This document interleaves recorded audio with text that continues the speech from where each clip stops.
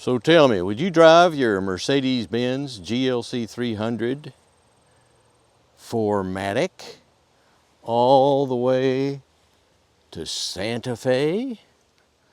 What in the world am I talking about? Well, stay with us and find out, for gosh sakes. I have two very interesting vehicles we're going to compare to each other that on the surface you might think are wildly different, but they're really not, even in price.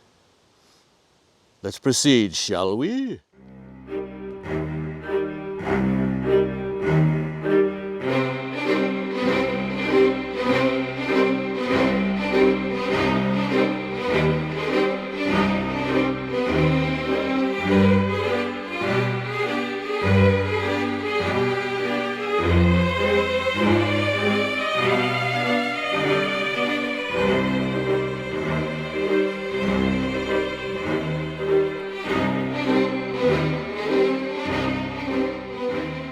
Do you know the way to Santa Fe? Well, you may if you go to your Hyundai dealer, because this is the old stalwart, the very first of their SUVs that has been a resounding success here in this country. But what's this? What's this? Is this a competitor? A competitor from Germany? Well, it's actually built in Mexico. But hey, are these two cars like comparable? Do you have a Mercedes-Benz and a Hyundai Santa Fe competition brewing inside of you? Well, here's the thing, folks. These are very, very similar vehicles. They have almost identical styles of power plants. Both have all-wheel drive. Both are designed for, well, they're considered by the EPA, first of all, to be compact SUVs, or small, I think, is the word they're using these days. And yet there's a lot of differences between the two, but what's really fascinating to me is whenever you have the Mercedes-Benz name associated with a car, you automatically assume it's outrageously expensive, right? Well, it isn't. It's actually, these two are much closer together than you might think. On the left, the Santa Fe has more horsepower, believe it or not, and is slightly larger and has more interior room. But on the right, the Mercedes-Benz has slightly less horsepower, but a transmission with more speeds, less room, and yet overall driving dynamics are a little bit better. We'll compare them to each other on a minute scale because they're so similar. They're more similar than they are different. And yet, if you're in the market for a small SUV, I think you should drive both of these things. And I never would have put Mercedes in the equation, but with the GLC 300 4Matic before you, it's surprisingly affordable considering what you get from Mercedes. But having said that, the Santa Fe is a really, really great vehicle in and of its own right. And this is the latest version. And by the way, something very important about the Santa Fe, there is a dramatic change going on for the 2024 model. It's going to look completely different. In fact, it's going to look more like the Hyundai Palisade than it looks now. So this is the last year where you have that, what I would say is a common resemblance, an overall sense of purpose that ties back to the original Santa Fe, which was a real nice vehicle, especially for the money.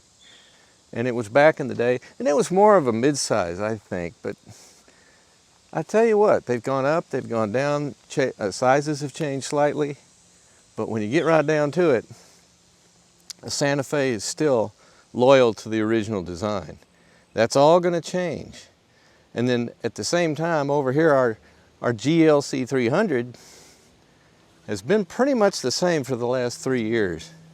And it is very nicely equipped for the money.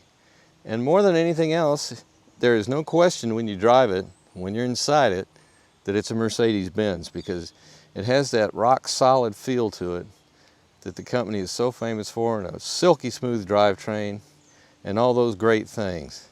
One of these two gets slightly better mileage than the other. And what about towing capacity? Well, we'll talk about all these things coming up.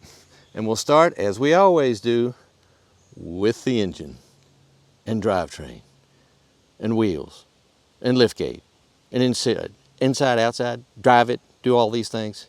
Stay with us. And so it begins. Here we'll start out with your Hyundai Santa Fe, where we have a 2.5 liter turbocharged inline-4 engine. And as you can say, in Hyundai fashion, we have this enormous engine stabilizer system over here. And the turbocharger sitting right on top in the back in between the engine and the firewall. And our air intake is here. Primary air intake goes in here. The turbocharger spins the impeller. The impeller takes the cooled outside air and compresses it, making it warm again. So the air goes through here and down there to an intercooler. And then the intercooler then puts air into our intake system right here. My gimbal goes insane because it's so excited about all this. And there you go. So what are our numbers out of this 2.5 liter? Well, it puts out 281 horsepower at 5,800 horsepower. That would be your peak. And the torque, 311 pounds of feet at 4,000 RPM. Kind of high for a turbocharged 4-cylinder engine, especially in comparison to the Mercedes, which we're going to look at in just a second. But it's a very, very nice, smooth power plant. And it's in a lot of, Hyundai has gotten a lot of use out of this engine and turbocharging setup because it's a good system. I mean, it gets good mileage, puts out decent power, and it fits in a lot of different vehicles. Now, the thing that will be really interesting before we go over and look at that other guy is the fact that this is transversely mounted. 1, 2, 3, 4 cylinders, right like that. And that is the standard way of doing it in most of the world. Now, for the longest time, the Germans in the engine, or Europe in general, but especially the German manufacturers, have put their engines in a longitudinal pattern instead of transversely.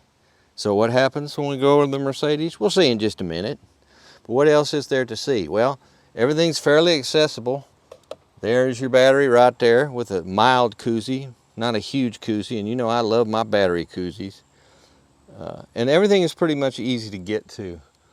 What kind of oil do we use? Well, let's have a look. Let's looking.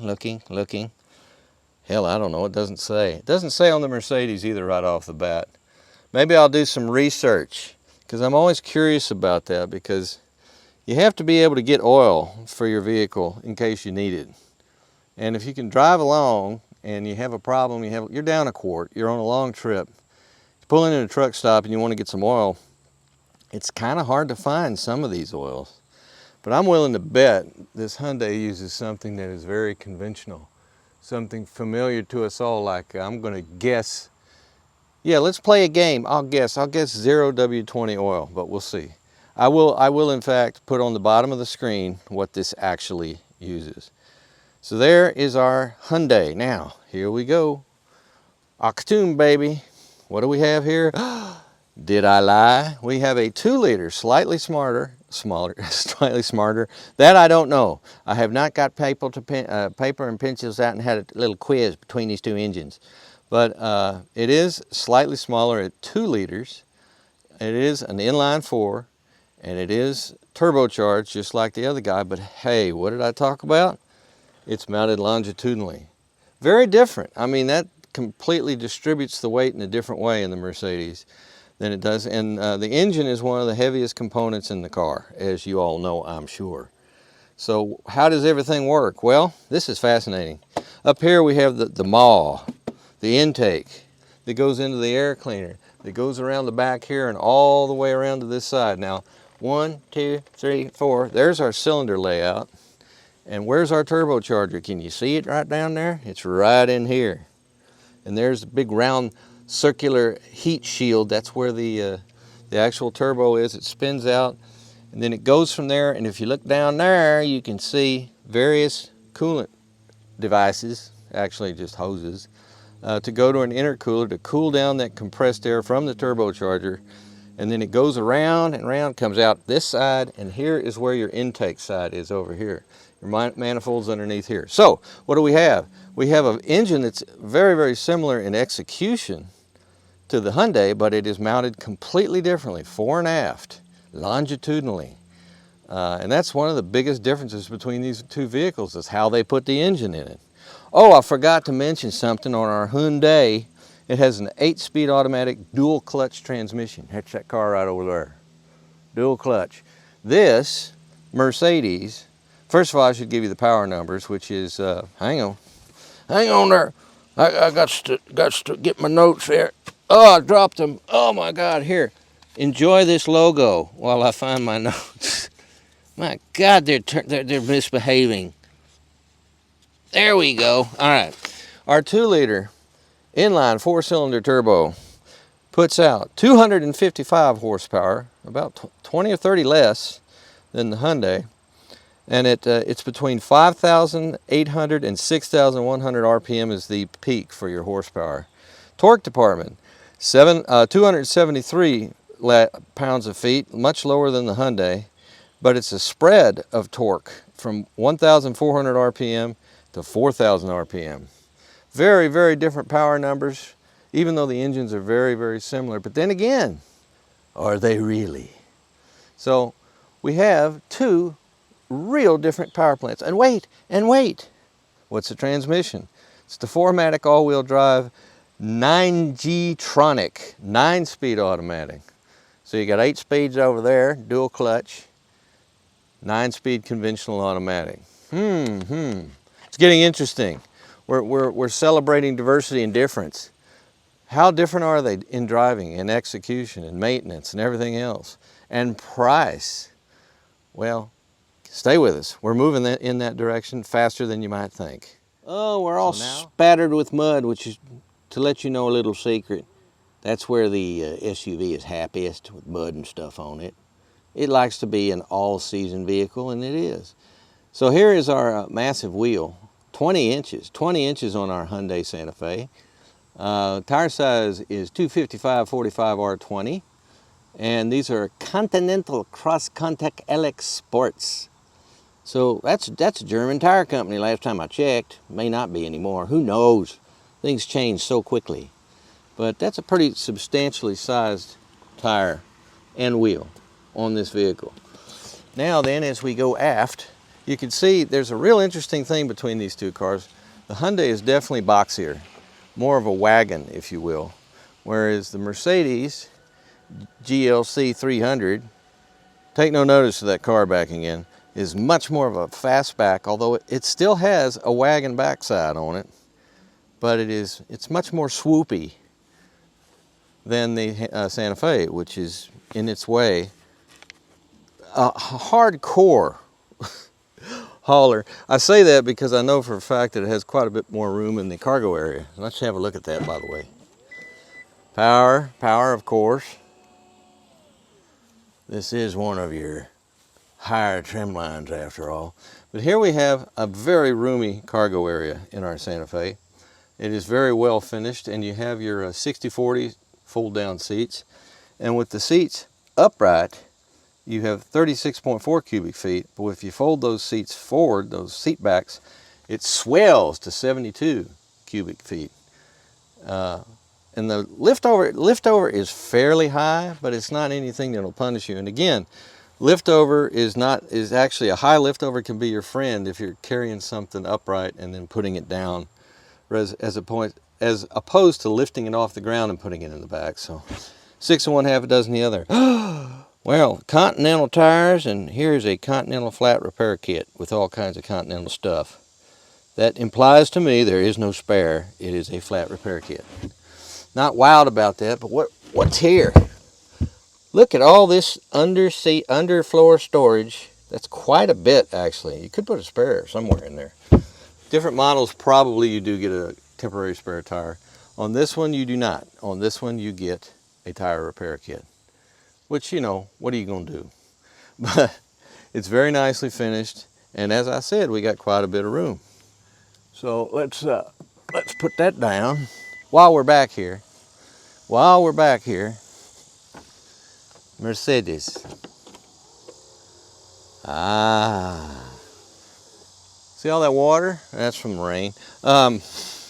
Here we have You can see it is a nicer finish overall compared with the Santa Fe. However, it is also much smaller in terms of cargo capacity.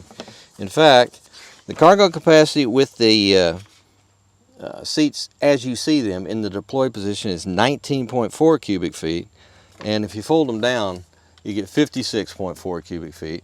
So that's like 20 cubic feet less than what you get on, almost 20 feet less than on the Santa Fe. So the Santa Fe, more of a wagon. This is kind of more of a fastback wagon, sport wagon if you will.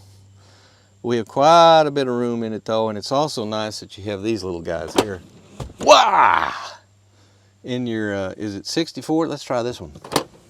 Yep, 60/40, although I think you can take that little center section and leave it up if you wanted to because you're strange.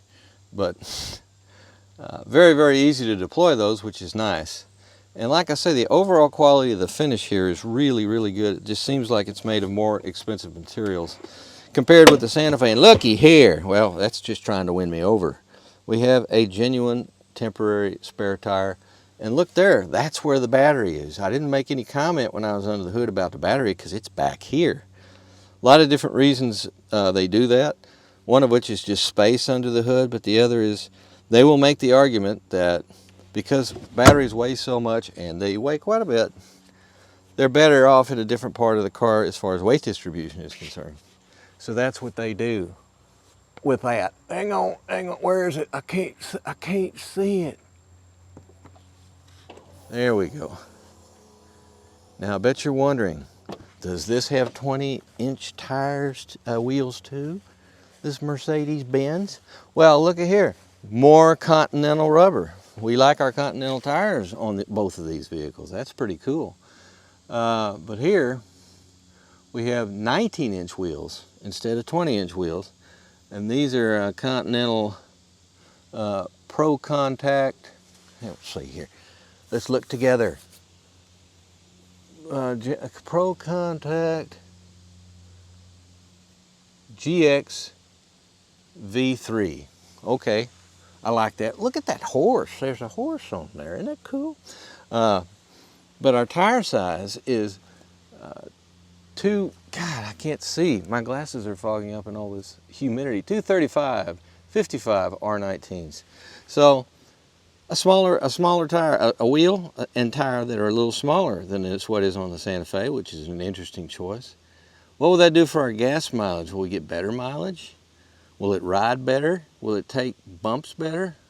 I don't know. The tread pattern on this particular Continental tire looks a little more aggressive than what's on the Santa Fe. But the only way we'll know is to drive them, which we're going to do after we take a look at the insides. But man, I'm telling you, the more you look at these things, the similarities start to vanish and the differences start to appear. And yet, like I said before, there is not as big a price difference as you might think. And we're going to keep on moving towards that, the magic moment when I reveal the pricing. But first, the interiors.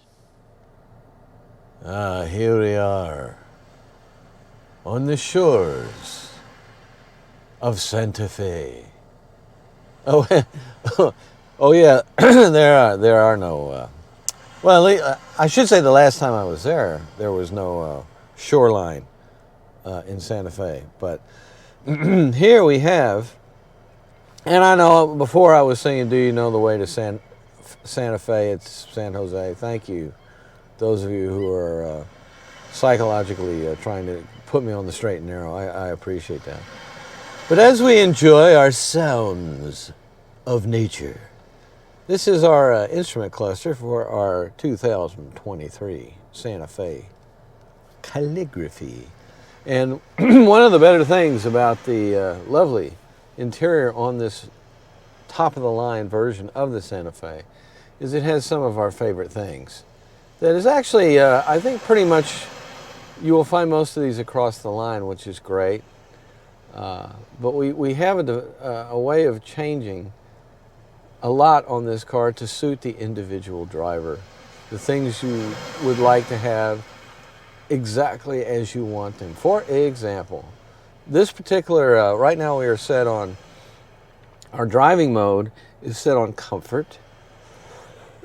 Excuse me. And this is essentially, you can do two different things with your particular driving cluster. First of all, you can have your theme selection that you can pick yourself, and this is currently linked to the drive mode. So when you're in the comfort drive mode, this is your instrument cluster. But if you turn that off and go to Classic A, that's Classic A, which is also for the comfort side of things, apparently. And then Classic B is this here, and that will probably be aligned with, I would say, Eco is the main thing that you'll see there. And then we have Classic C, which is red, and we all know what happens when it's red. If it is linked, in fact, to your drive mode, this would be the Sport drive mode. And then there's, for you that live in that special world of science fiction, we have the Cube. Look at the Cube. Let me show. The right is actually the tachometer. Look at there. It's changing the Cube. It's spinning and doing things. Well, it's getting bigger and smaller, or doing something. Well, I don't know exactly what it's doing, but it's incredibly fun. So what we're going to do is we're going to go back to, I think what we'll do is we'll go back and link it to, well, oh, one other thing. I hate to mention it because I don't like them, but we do have a heads-up display also. And there is your, I don't know if you can see that or not, but there is, and what do we have on our display control? Well, we can basically just, oh, here we go, content selection, traffic signs, driving convenience, everything is here right now. And all it's actually showing me is the speed, which is floating out there if you can see it. I will disenable it because, well, I just don't. I will just say that. I'm just going to, all right, now what I'm going to do now is I'm going to put us back to enable. Wait a minute. No. I'm over here wrestling with this while you're staring at nothing. Sorry about that. I'm going to leave it on Cube for a minute just because Cube is too great. That's just all there is to it. I'll go back to cluster and I want to link it to, that's what I'm trying to do. There we go. Okay, we'll link it to the drive modes, and now we're back to where we were on comfort. So what else do we have? Well, we have very, very easy to access trip computers to do all kinds of things for yourself. I just switched to a lively forest, by the way, because, well, that's my way. I love the lively forest. I love the ocean too, but I usually am under it instead of on top of it. So here we have a variety of different trip meter situations. Then you have your timer, and this is what that basic setting is. But what if you want to go to a different one? Well, you can actually put your navigation information directly in front of you in the cluster. Your tire pressure, you have to drive to display because the wheels need to turn to. This is a very rudimentary type of tire pressure in that it primarily works by measuring the speed of rotation of all the tires, and if one of them is off, it doesn't match the others, that will trip your tire light to tell you that something's amiss with that particular tire. It's probably low.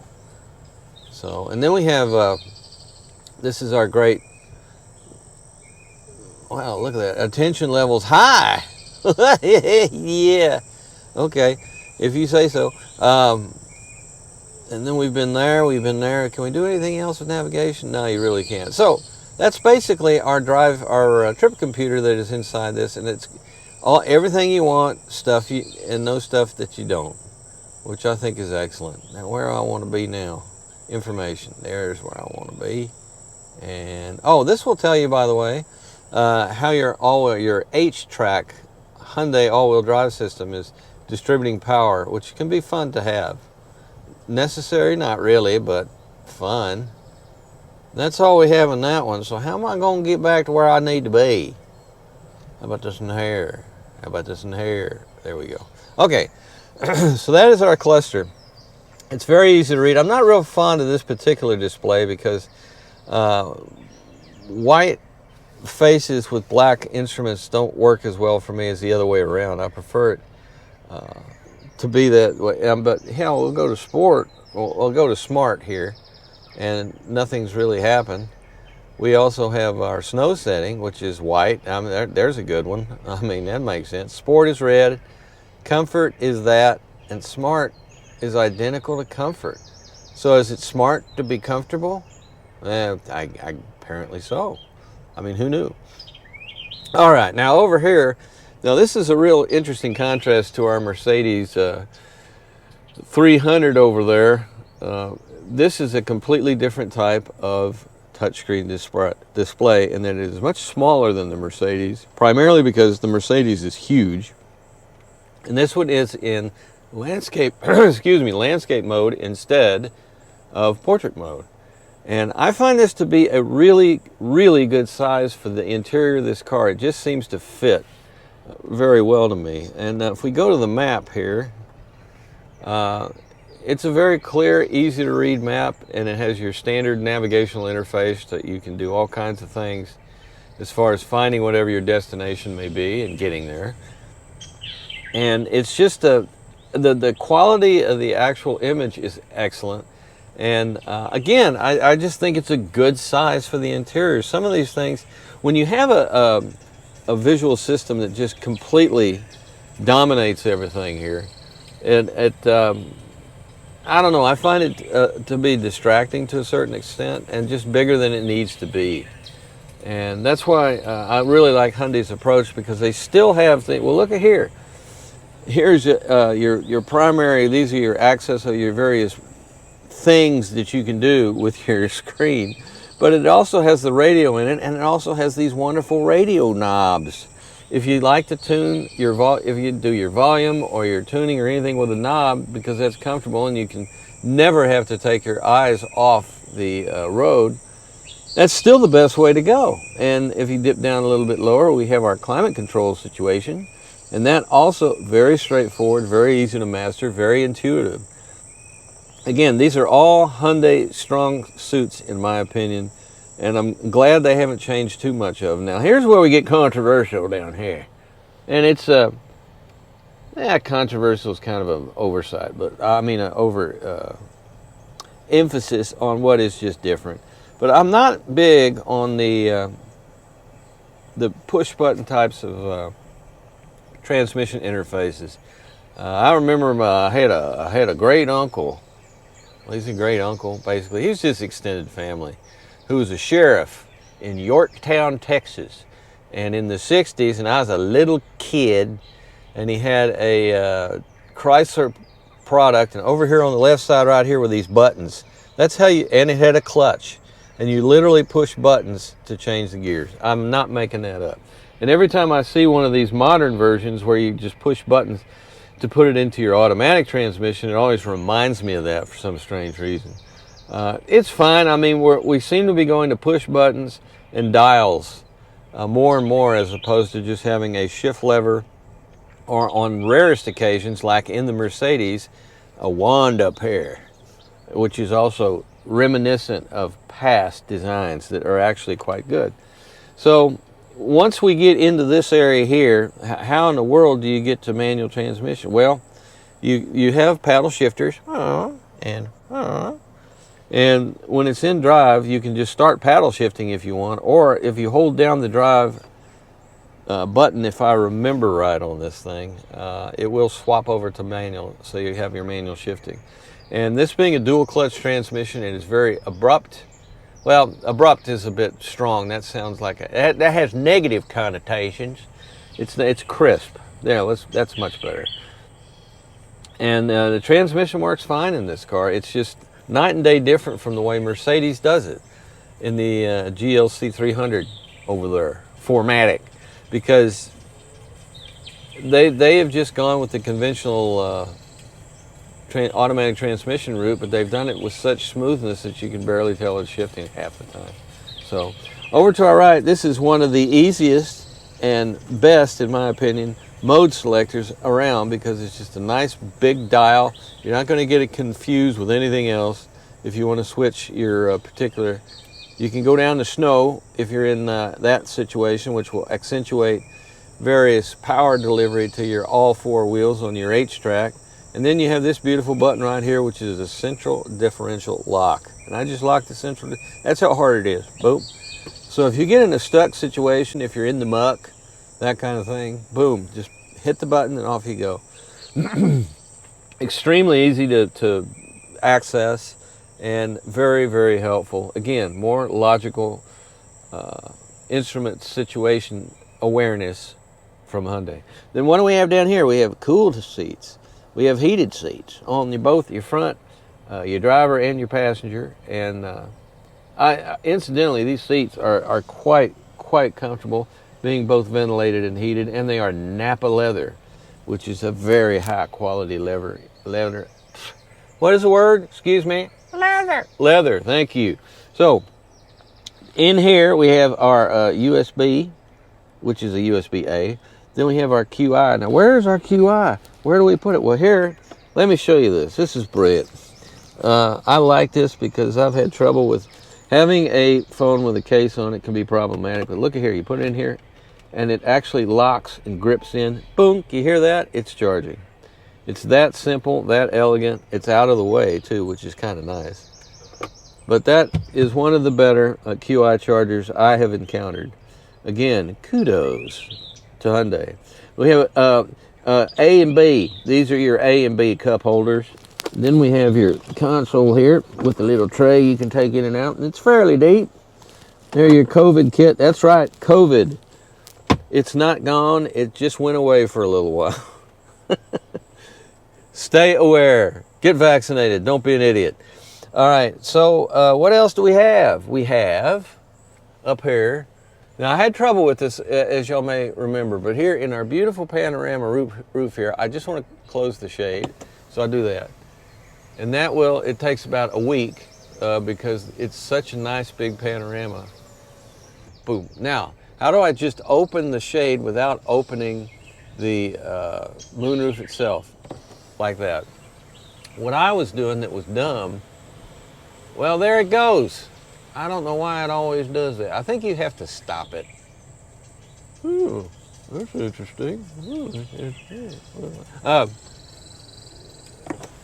You have to stop the glass with the button. That's what I've decided on. There you go. So if you continue in the process and you put it on full open, it's going to go full open.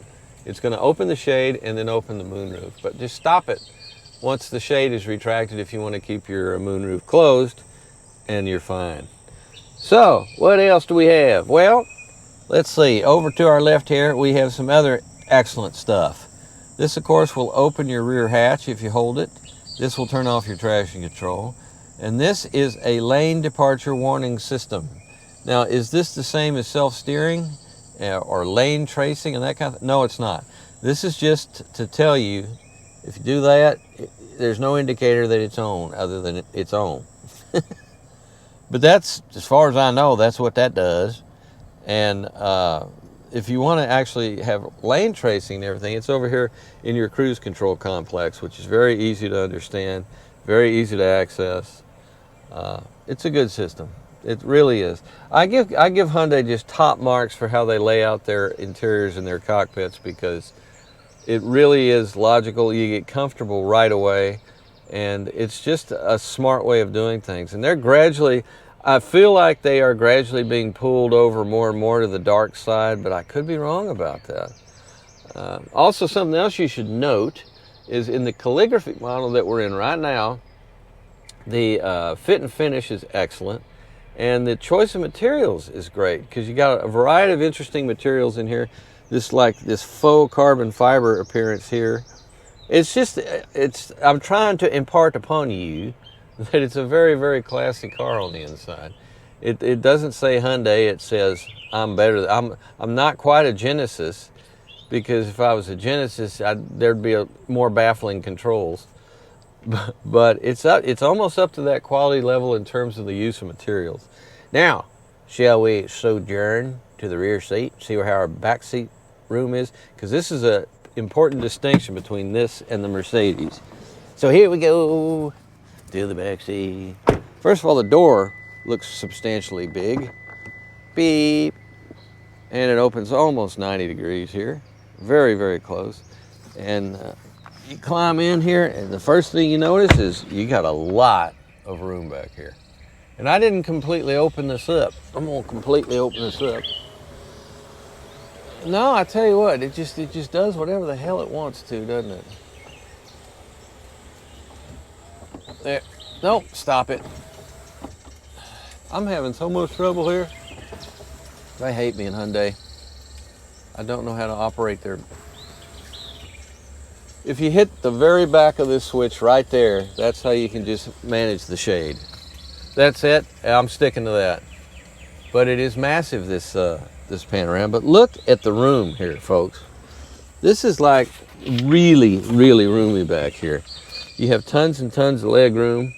You have almost flat floor. I mean, as close as it can get without being completely flat. There's a tiny little thing you might think is a drive shaft tunnel, but it's so small you're not even sure.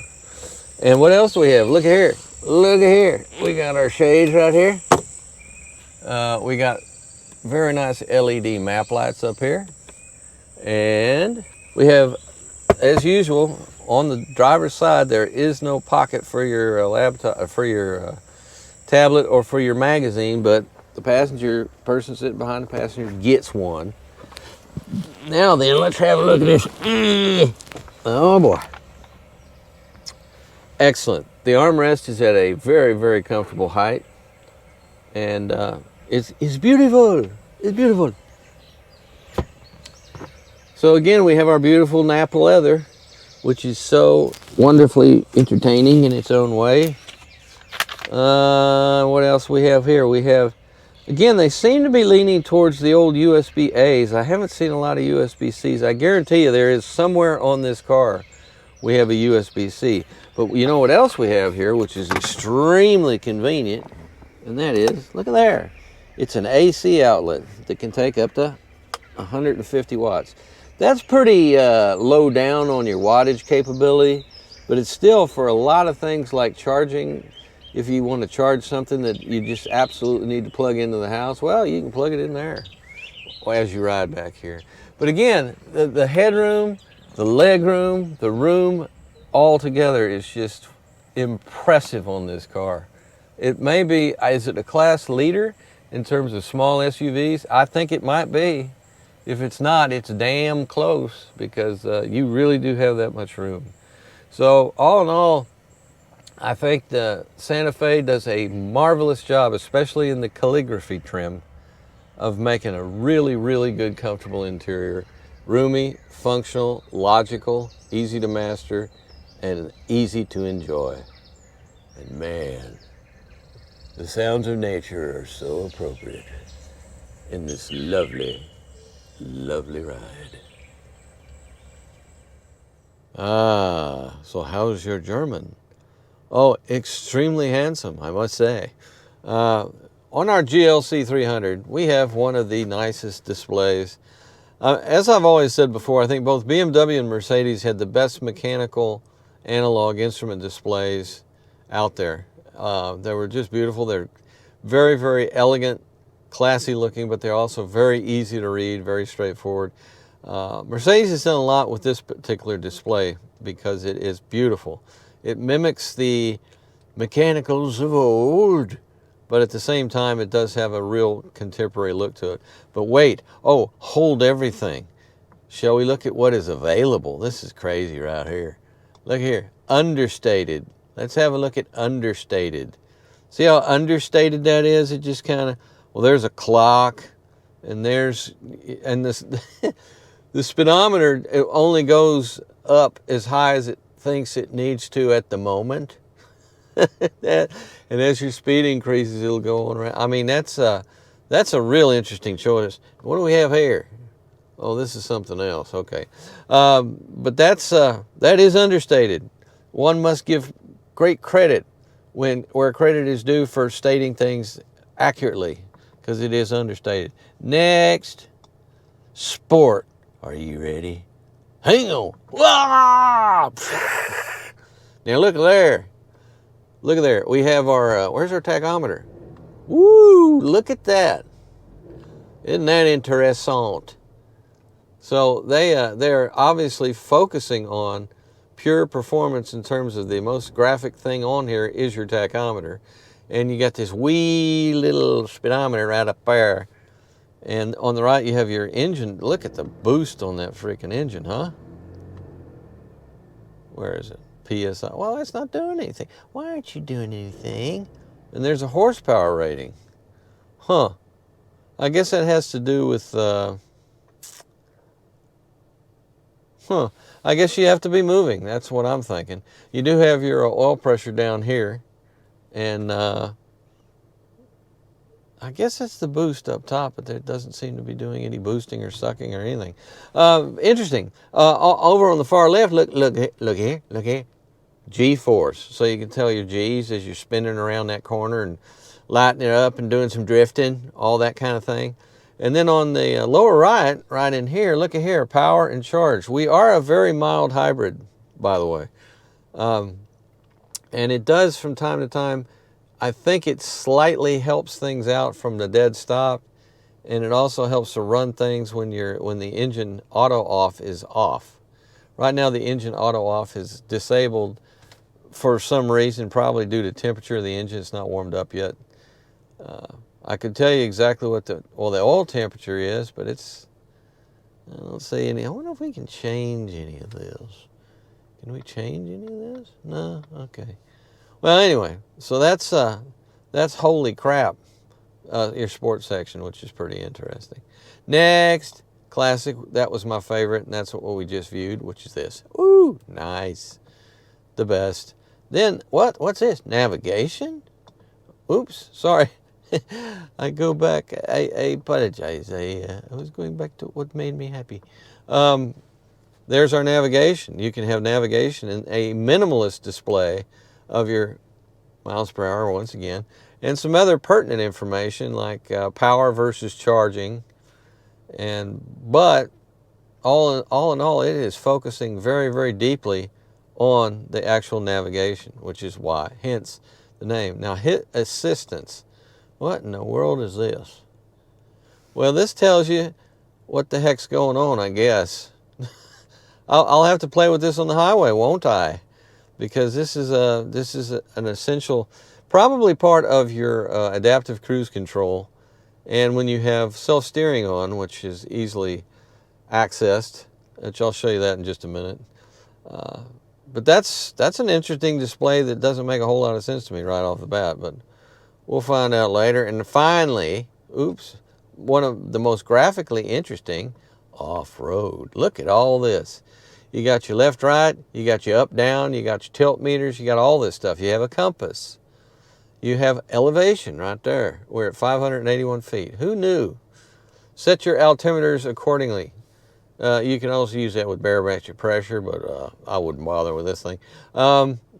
So if you go into off-roading and you go in your off-roading situation, there you are. You have your own display just for that. And finally, service. Now, what in the world could that possibly mean? Well, look at this. It gives you all this information. It gives you your tire pressure. It gives you your when you need your next Assist Plus service, which is in 5,290 miles. So that's quite a healthy ways away, as you can see. And then we have our engine oil level, and we have our coolant temperature.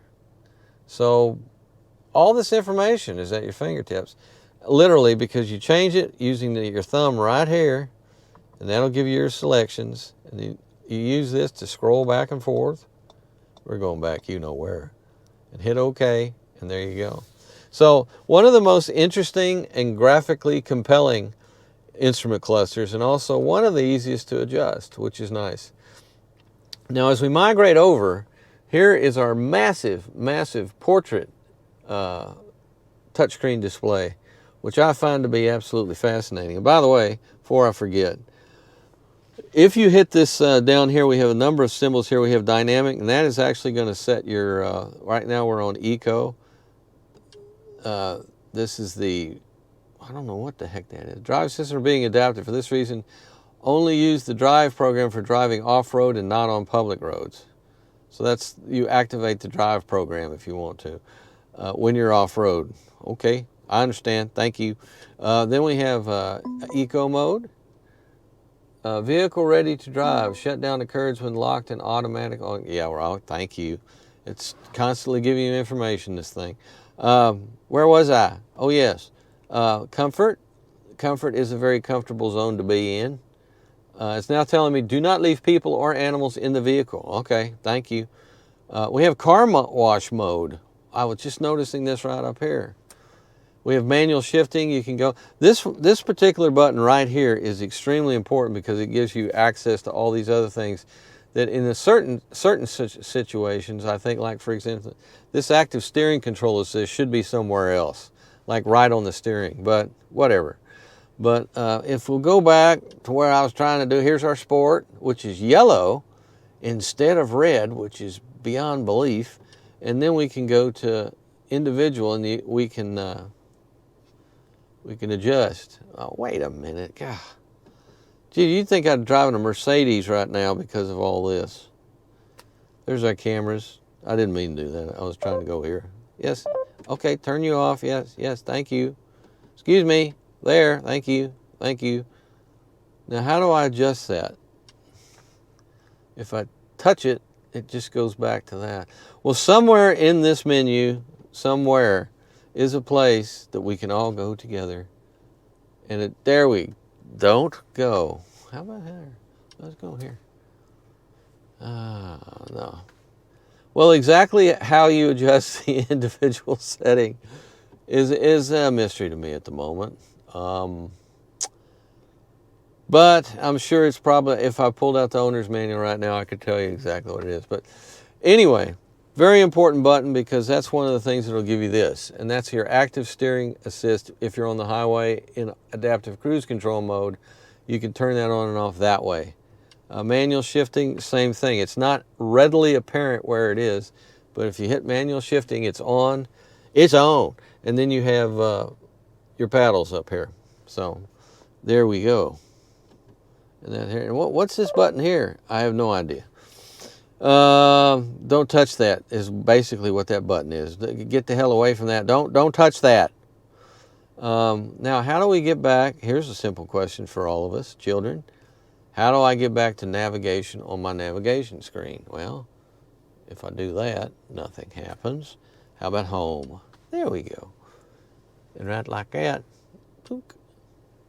and there's our map from overhead. Very nice. So, like I said, massive, incredibly good, crisp graphics. Very, very easy to read. It's just like with all Mercedes, it takes a bit to get used to where everything is. Like I was saying before, this will actually send you also, this switch here will send you back. And you can use it, this little nubbin here, which is like a touch screen thing on here to go places. Media, apps, the store. You can buy things. You can buy yourself another GLC 300 4Matic if you want to. Okay, there we go. Now, that was confusing as hell. Now we'll go down here in the areas of great interest. We have two USB-C ports right here. And what's in this cave right here? Well, that, friends, is where we put our phone for charging. You stick it all the way up in there. Is it charging? Yay! It's charging. So again, just like with the Hyundai Santa Fe, very, very easy to charge your phone, even if it's in a case, which I love that. It makes life easier for everybody. We have two state-of-the-art, highly engineered, genuinely German cup holders with all the things, all the benefits and things like that. Look, you can make that all disappear just like that. That's pretty cool. And up here we have the clamshell opening. And again, just like with the Hyundai, you got the little tray to put miscellany in. And we have more USB-C ports. and a fairly deep console for your pleasure. Speaking of pleasure, this does have a, as you would expect with Mercedes, a really, really good sound system. In this case, it is a Burmeister. Sounds great. A few other things now. The transmission, you've noticed there is nothing to operate the transmission here because it's our beautiful stalk right here. Up for reverse, just like on a 1967 Dodge Monaco, same thing. Drive is down here. Park is this button here to put it back in the park. And that's, and Bob's your uncle. Very easy, very straightforward. This also means that your windshield wipers are over here on the turn signal stalk. And the reason they do that is because they don't want to put it on the drive stalk on your transmission operation, because something could ensue that is not pleasant if you hit the wrong thing. Another thing that's total Mercedes, and a few other German makes in particular, they put your adjustment for your seat on the door instead of down here where you're normally going to associate with it. And this is recline, and this is the front bolster, which can give you some thigh support there. It's very nice. With this excellent leather upholstery. What kind of leather upholstery is it? Let's see. Hang on with me. With me. Let's see. Comfort and convenience.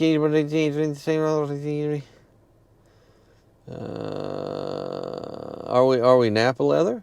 Upholstery and trim, gray metallic, black. Ooh, it has a black headliner, just like the Hyundai. We both have black headliners. It does have, what is that? Pine line, anthracite, wood trim. Well, that's just not any ordinary wood trim now, is it? This is not actually leather. This is Sienna Brown Mercedes-Benz Tex, which is this stuff that I swear you would think it's leather just by its very nature, but it isn't. But what it is extremely comfortable, and naturally you have heating and cooling associated with that. How do you access that? Oh, you had to ask me that, didn't you? Because there's no immediate anything here. What if I hit that? Nothing. Auto, climate menu. Yeah, well, there's all this, but I don't see the, let's go there. I'm never going to find it, am I? I'm never going to find it. Is it a snake and is it biting me? No, it isn't. Well, anyway, I'm willing to bet we have heated. Oh, wait a minute. I got this. Yeah, comfort. All right. We have heating settings. Oh, we can put steering wheel, but what about the seat? What about the seat? I don't want that. Seat kinetics? Wow. Well, let's press this. Does it do anything? Oh, yes. Oh my gosh, it's moving around underneath me now. The seat kinetics. That seems kind of it seems kind of strange. You can actually custom tune your seat kinetics. It's still wiggling about. We'll turn that off. How do I turn that off? Oh, you can't. There we go. So if I wanted to heat or cool my seat, Mercedes, how do I do that? I can't believe the climate menu doesn't have anything on that I can see. Well, here we are spending all this time trying to figure out how in hell, that's just, of course, to raise or lower your temperature, how we can, wait a minute. I figured it out. We were just there, weren't we? We put it on the door. Oh, yes. Here's our adjustment. Here is our, oh, let's blow some air through there. Oh, very nice. No, it's heated right there. Here we're going to vote. There we go. Woo. Can you hear that? Woo. Now we have ventilation. So it's, see, again, typical Mercedes things. Once you find out where it is, you'll start to understand it. It's not going to be an issue. But it's just a very different place than 90% of the cars on the road. That's the only thing you have to remember. But, boy, it's loud, isn't it? Jeez. There, we'll put it on low. So that's that. We did figure it out. We're clever, you and I. We are the clever ones. All right, so now, is it time to go aft? I think it is. But before we do, we also have a very generous panorama roof, just like the Santa Fe did. And that's how we open this up. And this is, I tell you what, the moonroof on this one, this is open. This is huge. It doesn't open all the way though, but it's huge, trust me. We can do that. And it will close eventually. Very good. And if we do this, here comes the shade. Everything's very gradual on these big panorama roofs because they're so big. There we go. And as you can see, it's not completely opaque. It is in fact a fabric thing to shade you, but not completely eliminate the sunlight, which is interesting. So now we'll open this up and hopefully it will stop when the shade is full open, because that's important to me, as you know. And we're almost there. I'm glad you've been so patient with me. This is going to be the longest interior look at because I couldn't find anything. There we go, it stopped. Excellent, perfect. Now, back seat. What do we have in the back seat? Well, the first thing you'll notice in compared to the Santa Fe is that the door seems a little bit smaller. And it is smaller, and it opens about 82, 83 degrees. And as we jump in, how is our room? Well, our headroom is very, very good, and our legroom is good. Is it as good as the Santa Fe? Not quite, but it's not bad. I will point that out. Now, one thing that's interesting here is that, as far as I know, we have, well, I can't get the windows to open or shut. Does that mean that I'm going to have to look and find where the lock is? Yeah, there it is. I see it. Hang on, hang on. There we go. Ugh. Now, I didn't check with the Santa Fe, but I'm going to bet money that's 100%. Just like this, it opens and closes 100%. Very important for people, dogs, all kinds of things. This is in the exact same location as on the Santa Fe, our map light, and it is a very good map light. No problem there. Now, the Santa Fe definitely has more legroom, and it has, you know, in typical German fashion, we have these enormous Helms Deep style drive shaft tunnels. So to put 3 people back here, which you could, it's wide enough. It's definitely wide enough.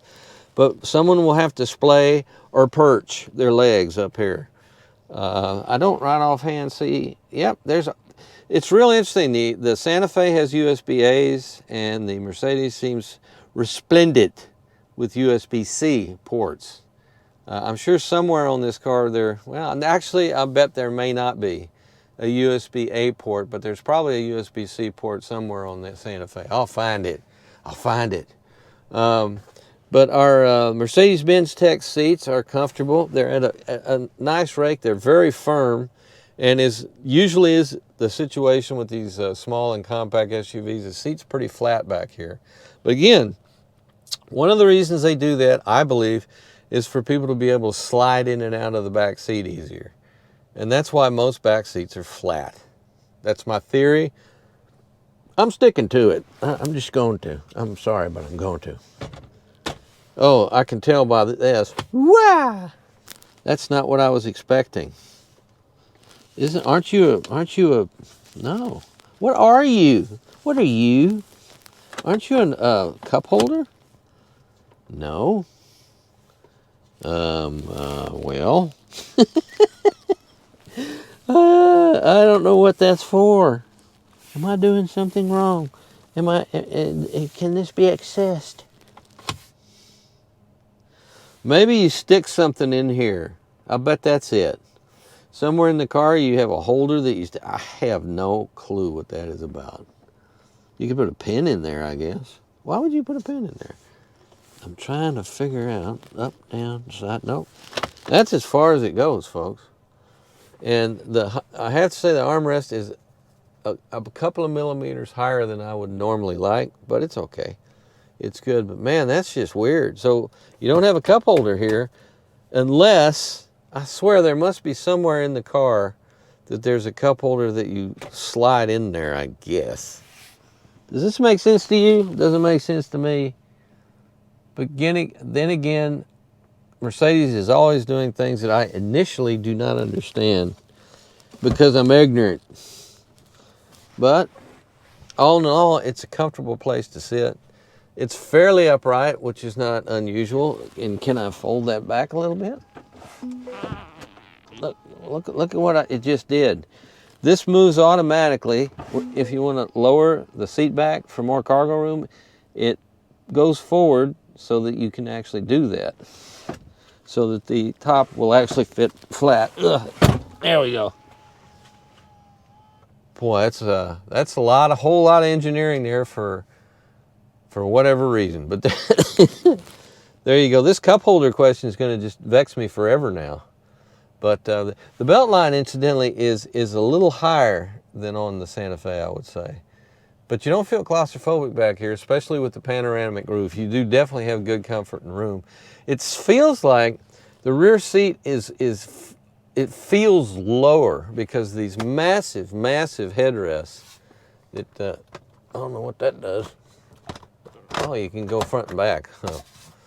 But those massive headrests just are in your face because the seat is mounted so low, excuse me, that, oh well, what are you going to do? But there you go. These are very different vehicles, and I have to say of the two, the Mercedes is a lot more challenging to initially figure out due to its complexity compared with the Santa Fe, which is very, very intuitive right when you get in it. All right? All right. Thank you for playing.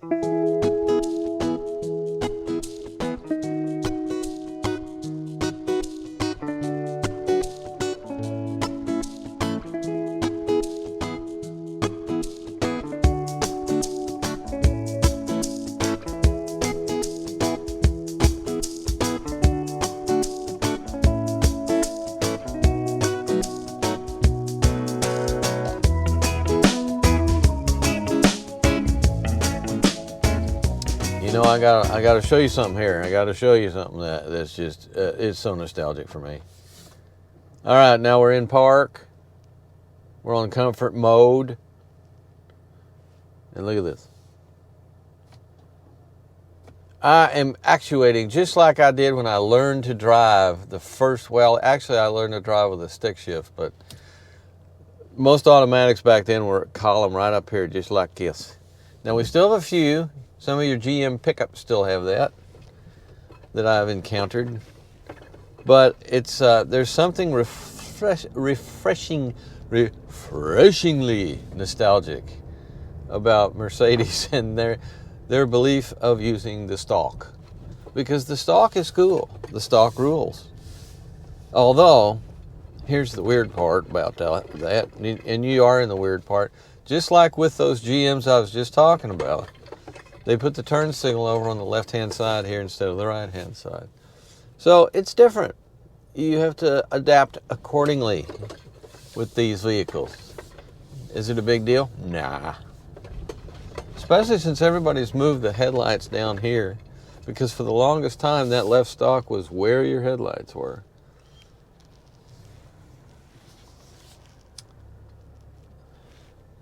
Wow, a car just went by as a Lucid. I've heard of them. I've never seen one before. Isn't that cool? Maybe I'll test one of them one of these days. Okay. So, Santa Fe or the Mercedes 300? Well, they are so similar and so different in so many ways. Shall we look at our map times? Let's go to our map. Now, the displays on the Mercedes, first of all, it's fascinating, as I've mentioned before, the fact that it's at such an angle. I don't know right off the bat of anybody else that has a big, huge portrait screen like this that is tilted this way. But it's a very interesting choice because there's a lot of good things about that. It seems to be completely avoiding glare, and it's I don't know, it's just nice. Once I get used to it, I find it very nice. And Mercedes just does so many things their own way. For example, your seat adjustment is over here on the door, like it has been for a long time with Mercedes-Benz, and you get used to it. But if you drive a lot of different cars like I do, I'm always used to having it lower and on the side of the seat. And that's not that. That's not where it is. But what else can I say other than it works, it's easy to get to, and that is the way, according to Mercedes. And they have a right to do that. Now then, what else do we have that's so Mercedes? Well, there are certain characteristics that are always beneficial for you drivers out there. And one of them is the suspension on Mercedes is an amazing combination. BMWs have this, well, it depends on the model actually, but pretty much across the board in my experience, except for the serious AMG versions of Mercedes, they have very, very good bump compliance. And this is about saying, it's amazing in purely kind of like technical terms, how the feel of the suspension is real similar to our friend the Santa Fe. But it's still different. It still has a different quality to it, and it still has that Mercedes ability to have a compliant ride that feels very solid, while at the same time delivering very competent, sharp handling. And that's what this vehicle does that very, very well. There's our tree fellers up there doing tree work. Hello, fellas. Okay, now then, I'm gonna do this. There, move that back a little bit. I'm still adjusting this. I haven't been driving it much yet. I'm putting in the adjustments that I need. Active emergency stop assistant is inoperative. Okay, that's fine. I don't want it on anyway, so how do I turn that off? How do I turn you off? That's how. Matter of fact, I've only driven this thing 18.6 miles so far. Oh, that total will grow. There's a real interesting little exhaust note on this car too. It is definitely different. It hasn't been extensively engineered to sound as throaty and macho, muy macho, as a lot of other vehicles do. But it sounds like what it is. It is a turbocharged 4-cylinder engine. 2 liters, and good, but not like resounding power. It's actually a very, very good balance, in my opinion, of power and fuel economy. I think. That's my theory. We'll find out soon enough what that fuel economy is actually going to be, but so far, I have great feelings about this car. The thing about Mercedes, they've gone full circle in a lot of ways. They went, there was a period of time, and I want to say it was about 10 years ago, where most of their cars, we didn't have the touchscreen craziness that we have now, but what we did have is 1 million switches in the cockpit of a Mercedes, because they had all kinds of things that they wanted you to be able to access and alter to suit your driving and your comfort. So that was basically the only way they could do it. So the switchgear was just crazy. Now most of that is located in menus, and which is better. They both had their pluses and minuses, but overall, anytime you do things, I'm going to say this over and over and over again because I think it's an actual problem, is anytime you have to go through a whole lot of menus on a touchscreen to get basic car functions and basic adjustments that everybody does all the time, you are taking your eyes off the road and subsequently your attention off the road in order to dig around and find what you're looking for. And that's the whole point, is to keep people focused on the road. And we get more and more aids now, like that accident avoidance, whatever, or emergency braking thing, that it's almost like they're trying to compensate for the fact that people aren't paying attention anymore. And what do you do about that? I mean, you can't blame them for doing that. That's logical. That's where I say this a million times. Maybe I'm going to start saying it every video. The reason we have airbags is because people wouldn't wear their seatbelts. That's where that came from. So now we have all this emergency braking, emergency lane keeping, and all this other stuff because people aren't paying attention enough to drive the freaking car. So Mercedes is no different. They see where the trends are leading. And they've been working on, by the way, autonomous driving for a very, very long time. Far longer than most manufacturers have. It's just been something they've been interested in. They've tried so many interesting things on cars to see if they work or see if they don't. One of my favorites that they did for a long time, and is it gone forever? I don't know. But they had a joystick, kind of like an Airbus airliner. Instead of having a control yoke, you have a beautiful little, it almost looks like you're just grasping hold of the entire airplane with your hand, or this hand if you're on the captain's side, and you just steer it with a device. And they've tried that with a car. No steering wheel, but an actual actuator that was designed to steer. You push it forward to go forward, left, right, everything. And I don't know what happened with that. They were doing that a long time ago.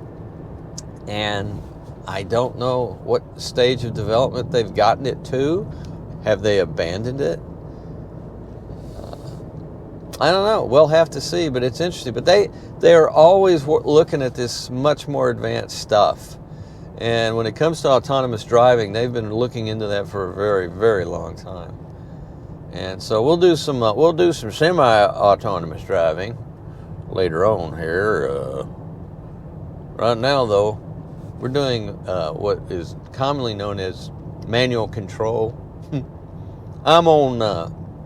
I don't have any of your autopilot switched on at the moment.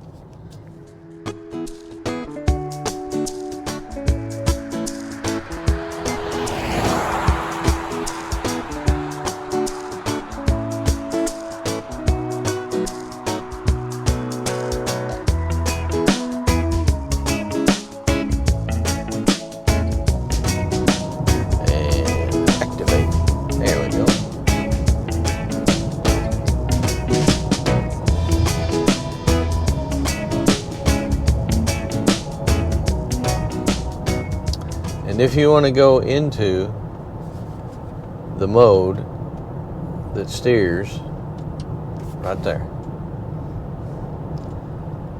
There we go, and we're steering now.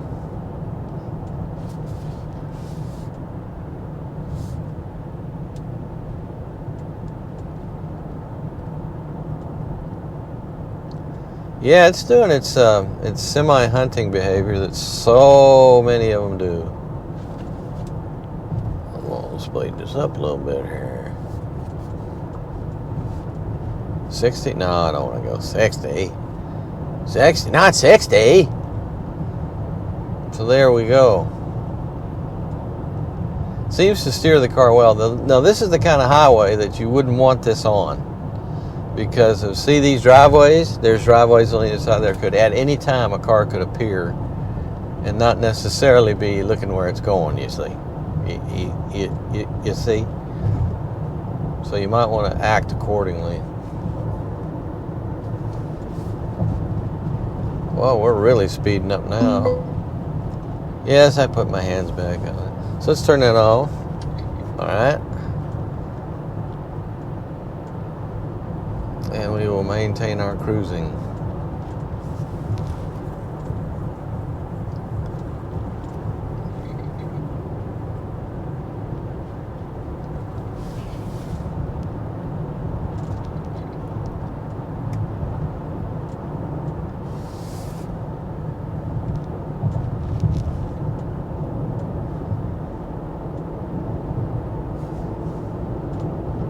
You know, whenever I drive a car like this, it seems like every Mercedes I've gotten recently was black, and I like that.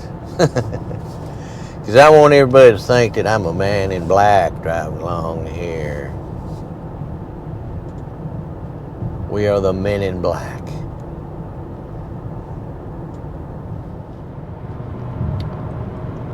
So right after when you jump out of one and into the other, in this case I was in the GLC 300, which is, by the way, one better than the GLC 299, which I don't think actually exists. But now that we're in the Hyundai, put the map up. The first thing you notice right off the bat in driving these two vehicles back to back is that the Mercedes transmission feels almost like a CVT in its smoothness of transition from one gear to another. And the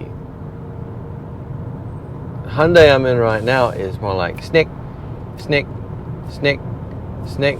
It's very smooth and precise, as you kind of would expect from a dual clutch transmission to be, because that's kind of their thing. That's what they're like. That's what they do. That's what they enjoy doing. And you also notice something that dramatically different. Instead of having the big portrait display, you have this much smaller landscape display. But they're both good. They're both good, sharp, easy to read displays. So they get marks that are top marks in my view. And instead of having every little thing, well, almost every little thing, on the Mercedes dictated by using the touchscreen to get what you want, this vehicle has a lot more in the way of buttons and things like that. I'll give you a perfect example in just 1 second of what I'm talking about. One particular area where there's a big difference. I love these huge trucks when they just have a little thing on it, but you know that little thing on that tractor trailer truck is heavy. Maybe lead or something like that. Solid gold. Alright. Now then, when we... Oops. Hello, traffic. Hello. Hello. It's one of them new WRX Subarus. I've tested one of those. That's a fine car. Fine car. Okay. So, I want to go into cruise control. So, just like the Mercedes, same deal. We have a button. Push the button. Then a way of activating it. Activated. I'm going to put a little faster speed here. Now, if you want the car to start steering itself, what do we have to do on the Mercedes? You have to press two buttons. You have to press a button to get to the proper screen, and then you press another one to engage the self-steering, the auto-steering, the autopilot, the lane centering, the lane whatever you want to call it. Now this one, on the other hand, it's right here, right in the cruise control ensemble. So I hit it now, and it's on. And there we go. It's steering itself now. Are you? Are you steering yourself? Yes, you are. You're flashing at me because I was not participating with your steering adventure. Here we go. Yep. So now self-steering. So that's I'll turn that off now. That's one of the biggest approach differences in these two different cars. Is that Mercedes is so much more touchscreen based, and you're going to see that a lot in a lot of different vehicles. And if you're out shopping for one of these things, for anything actually, that's one of the things you have to weigh to yourself. How easy is it for me to navigate everything? Because it can become a pain in the butt, especially if you are in a situation where you drive more than one vehicle regularly. Like, for example, you have a work vehicle that you drive, whether it's a van or a car or whatever, your company car. Do they still do that? If you have one of those things and you're going back and forth to your personal vehicle, it's just something that it'll take you longer to get used to. And that's not necessarily a problem, but my question to you is, do you like one or the other better? Personally, I like being able to do stuff without having to look at the touchscreen. that's impossible to buy a car now that you don't have to look at the touchscreen from time to time. But as far as the basic functions of the car, I'll give you a good example right now. If I want to change the driving modes, it's just this dial right here. I can literally do it, just put my hand down here and do this. On the Mercedes, there is a little button bar type thing that you can press. So in both of those situations, you can change the basics, and it will tell you in the instrument cluster what you're doing.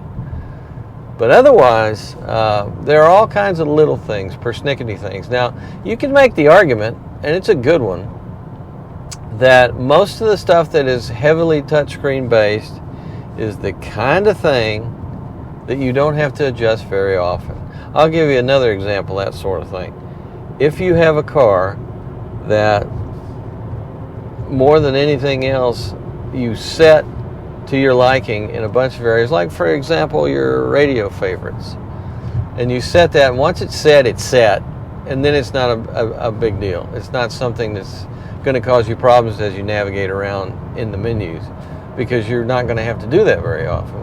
With favorites on your radio, especially when you're streaming a bunch of channels off of XM or whatever you're doing, you usually, there is something on the steering wheel that once you've set up your favorites, you can just bang through them.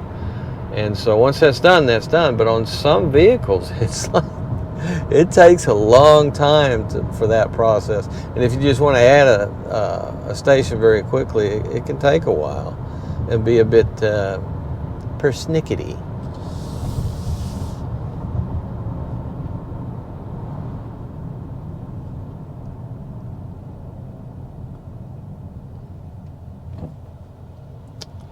And you don't like persnickety when it becomes to the excessive persnickety. There's just too much persnickety for you. You don't want that.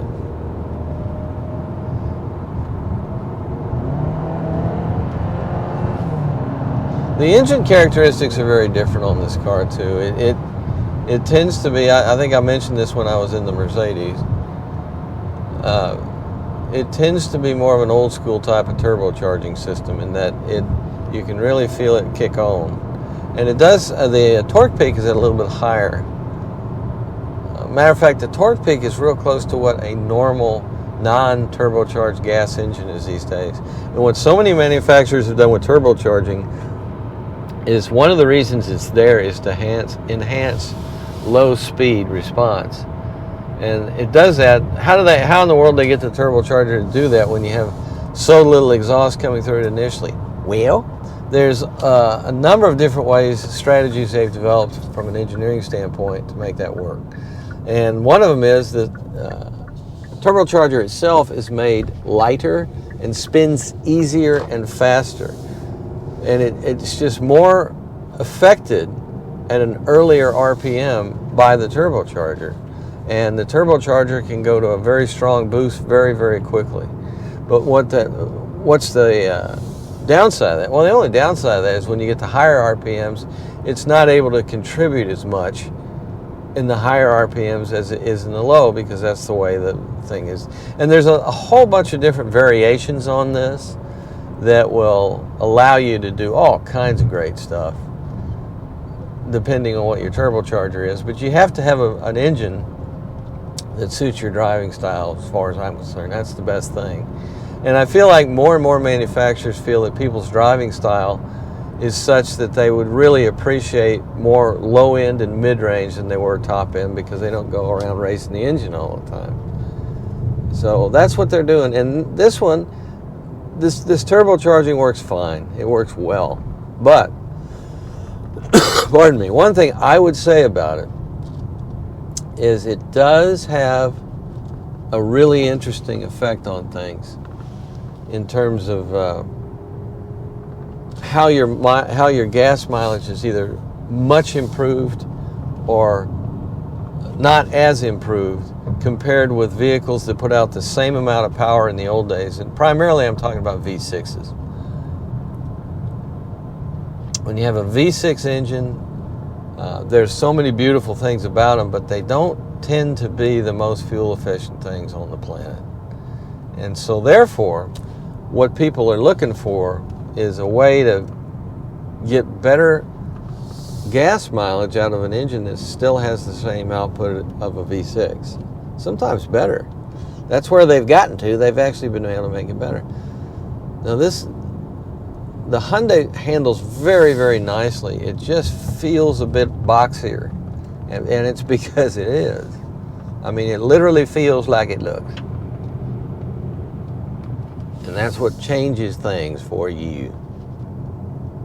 If you go from one vehicle to the other, you do notice it, but it's not bad. I don't want you to get the impression that I'm saying that the Santa Fe is top heavy, because it certainly isn't.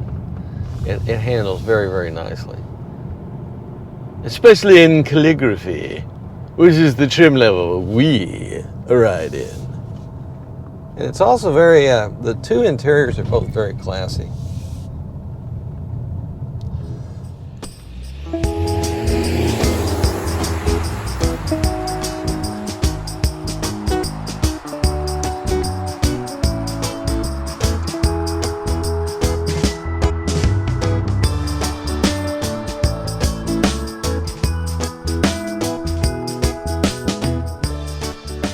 Are you Mercedes or are you Santa Fe Hyundai? Well, what you are is a Mercedes-Benz. This is our GLC 300 tail end, and here we have our rear suspension architecture. Now, as we see on many the Mercedes, this plastic shield on your lower control arm is there, I reckon, to deflect things that are harmful to that control arm, such as rocks and stuff like that. The tink you're hearing, by the way, is just the engine was just running, so that would be your muffler, which is directly above my head. But as you can see here, we have a multi-link setup that really does have a bewildering variety of links on it, but quite a few in order to control the wheels in all kinds of attitudes whenever you're driving aggressively, or even if you're not, even if you just want a good ride. But see, we got right there. That's a link attachment right there. Our front link is this guy right here. And then this link right here is part of the lower link also, which is covered with the plastic. There is your coil non-air spring, which is good. And this here is part of what looks to be the entire structure of the rear of the car. It runs all the way over there. Boy, that's hot, that muffler. And goes all the way across here and attaches to this subframe right here. So that's kind of an interesting departure from how a lot of people do it. Some would call that a panhard rod type of situation. I guess. I'm not sure. I think it's just part of the locating architecture of all your links. That's my guess. But as you can see, it's beautifully finished, as most Mercedes tends to be. There's my head. Oh my gosh. And this, of course, is our rear differential. And I can't actually see it because it's very well tucked away, which is good. The drive shaft attaches somewhere right in there and then runs forward, and you got all this wonderful I do love my laser pointer. I apologize. It's just so much fun. You got all this cladding here to help both keep the car aerodynamic, but it looks like it would actually provide a decent amount of protection under reasonable circumstances, which is nice, because this is a vehicle designed to be your all-weather companion, but also you could handle your forest road, I think, in most cases. The ground clearance is not fantastic, but ground clearance is very good. So what else? Well, that's pretty much it. It's very, very, as I mentioned before, the workmanship and just the general overall look of the undercarriage of a Mercedes-Benz is great, with its unibody and its subframes right here, your subframe structure that bolts into the unibody and the suspension rides on it. And the front suspension is pretty much de rigueur with most cars nowadays. You have your lower locating arms right there and right there. That's a bush. That's a bush right over there. And one of our cats disappeared. I wish he'd come over that wall right there and come out and see me, but you know how cats are. But there's our undercarriage of our GLC 300 4Matic. And it's very Mercedes. And now we will contrast it with our good friend, the Hyundai Santa Fe. Well, that's quite a difference. I'm actually I'm better situated to give you a better view than I was under the Mercedes. So don't let that affect your judgment of this rear suspension undercarriage area. But as you can see, it's kind of a different construction back here. It looks to be more heavy duty on the Santa Fe than it does on the Mercedes. It doesn't mean it's necessarily stronger. All I'm saying is it just looks stronger because the basic control arms and things are bigger, but they are also made of a different kind of metal and that kind of thing. So it's very, very, when you look at a rear suspension nowadays, I'll give you a perfect example. The Chevy Tahoe, big truck, right? Huge truck, high towing capacity, the whole 9 yards. The suspension on the back of that thing looks flimsier than a Highlander suspension to me. But that's not the way, but I know for a fact that that's not the case. It's just how when manufacturers are using different types of materials and how they build things and how they design their particular suspension links, they use very different approaches, which require quite often very, very different ways of doing stuff. So anyway, the Santa Fe, as you can see, has this, you can actually see the body, which is nice here. Normally there would be a spare tire here, but there isn't. I don't know where it is. I don't think it has one. I'll look again in just a minute, make sure. But here's our unibody right here, and here is our rear subframe. And it is a big subframe, as you can see. And it's also more of it's a multi-link setup, but it doesn't have, I believe, as near as many links as the Mercedes did. It actually has, it's a much simpler and more rudimentary. And I said rugged, I think, you know, it just looks like it could take more punishment to me. And when you have fewer components, that's always better for long-term reliability and that sort of thing. That said, I don't really know for sure how, given that if you were to own one of each and drive them on the same roads, especially do some light off-road work and everything, would one require more maintenance than the other? I have no idea. I would not make that, I would not be rash enough to make that judgment, but I will just tell you that the suspension on the Santa Fe looks a lot stouter than on the Mercedes. It looks that way. I don't know if that's true or not. Now here we have your brake caliper right here, and then here's your shock absorber, and here's your coil spring. No air suspension on either of these vehicles, and I'm glad, because it's as good as their suspensions are and as fun as they are complex. And more complex equals down the road more maintenance. And, well, you know, there you go. Now, what do we have here? This is very interesting. Here is our rear differential right here, and here's a drive shaft here, and there's one going the other direction underneath there. But that right there would be your actuator. And that is what activates, you're normally driving along in front wheel drive, but when there's slippage occurs, that is what is activated. And you also can push that button on the drive mode selector in the middle, and that will lock this into place so that you will have four-wheel drive no matter what the slippery or non-slippery conditions are. You will get power to the rear wheels. And that's the thing that does it, that thing right there, that item. And there's a fuel tank right there.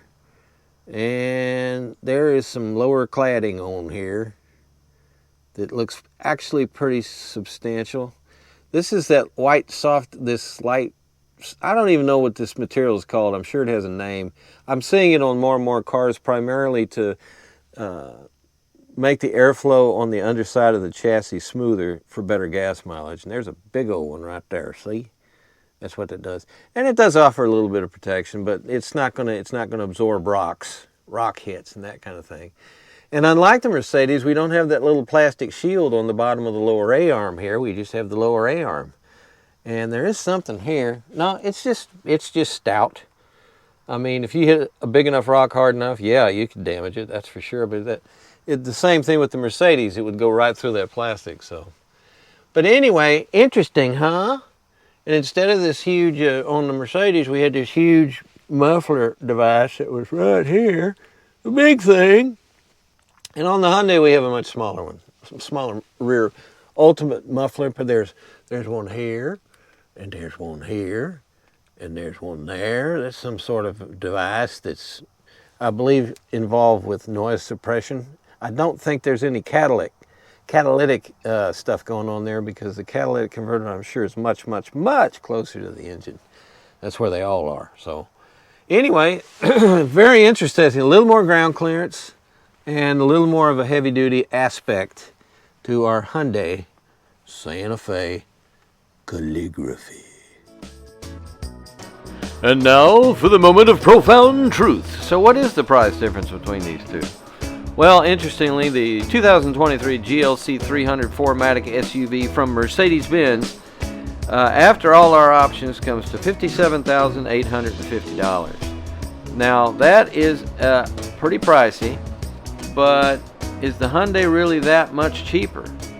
And especially given the fact that the Hyundai has more power, has a more powerful engine. Well, the fact of the matter is, the Hyundai's bottom line comes to $45,255. So yes, indeed, the Mercedes is $12,000 more expensive. However, this all makes sense when you realize something. The Mercedes has a much more quality feel to it. It has much more high-end, if you will, materials involved with it, whereas the Hyundai has more power. And also, the Mercedes gets better gas mileage, but the Hyundai gives you a lot more room for your cargo and your rear passengers. So there you go. They're both really interesting cars, and they're much closer than you might think, but at the same time, if you drive them back to back, as I had the fortune of doing, you realize that they go about things in a very, very different manner. Either one of them is a good sized vehicle for your kind of driving environment if you live in the Northeast or somewhere where it snows especially. So you guys be careful out there. Thanks for watching. We'll see you next time.